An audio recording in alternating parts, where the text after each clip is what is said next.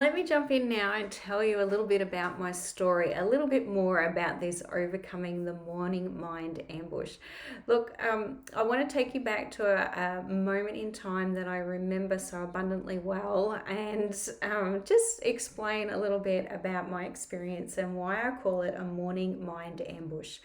So it took me a long time to find words and language to explain this. And the Lord loves to speak to me through children's movies, through Pixar movies and Disney movies. I find I have the most amazing encounters with Him in those places because that's where my heart is childlike and I'm open to receive what He's saying.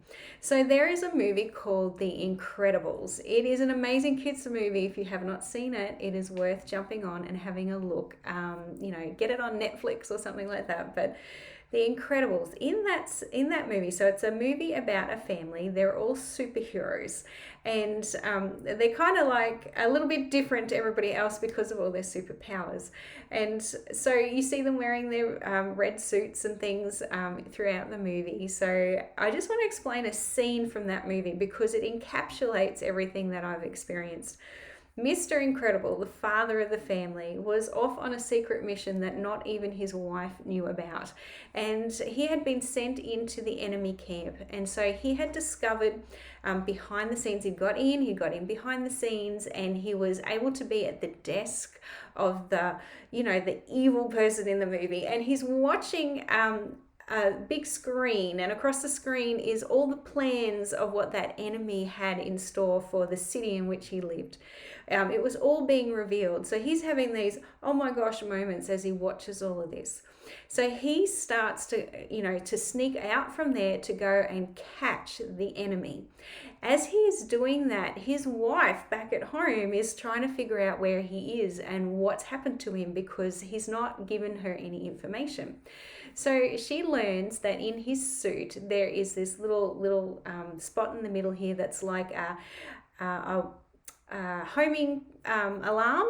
Like she presses the remote and it sets off this alarm inside his suit as a way for them to track him. So I guess it's a tracking type thing. And so she presses that button right as he's sneaking up this hallway to do a surprise attack on the enemy.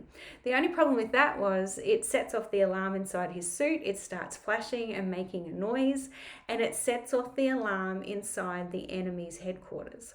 So what does that look like? All of a sudden, there's all these guns pointed at him that shoot these blobs of black gooey stuff, and it starts shooting at him as he's running like crazy along the hallway pathway thing.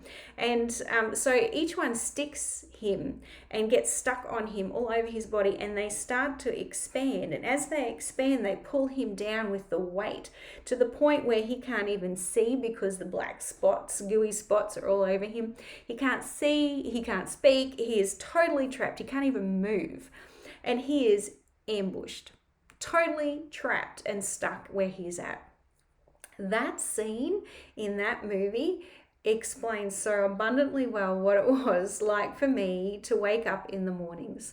I remember I would wake up, I'm in bed, so single mama, just me in the bed, and I would wake up and it would be like the enemy in all different voices were sitting all around me. There was a whole tribe of them all around me. They were like the gooey black balls. And they would be sitting there waiting for me to wake up. And the minute I'd come into consciousness, they'd start talking at me and yelling at me and accusing me and speaking words that would make me feel sorry for myself and feel hurt and overwhelmed and fearful and anxious. So they would just ambush me in that moment, and I would be so overcome that it was just really, really hard to get up and get moving. I have 4 beautiful little kitties at that stage, so I had to push through it, but I wasn't doing it very well. I know because my shoulders were curled over, my neck and my head and all through this region was all aching and sore. I would clench my teeth really, really hard, and I would just be overwhelmed and overcome by the noise. And I would not achieve much that day because I would get stuck in my head. I get stuck in all the thoughts.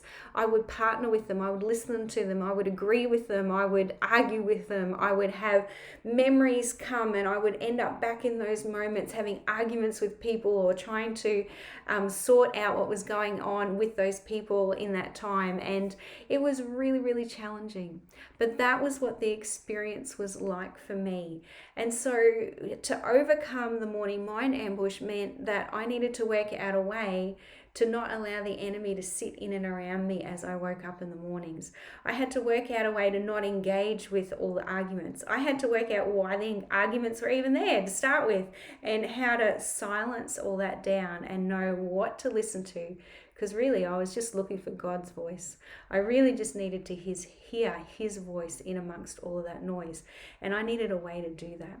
So that was one of the biggest turning points in my life, was actually seeing it, realizing what exactly was happening in that moment, and knowing that this was not the way it was meant to be. This is not what God had in store for me.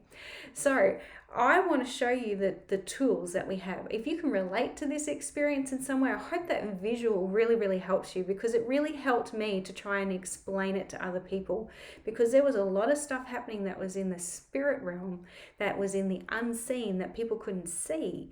And so to try and explain that to other people was really, really hard. So this is one of the best ways that I can explain it, because it is childlike in how it looks. And that's where I needed to keep my heart childlike, so the Lord could heal me and bring me through and show me the truth instead.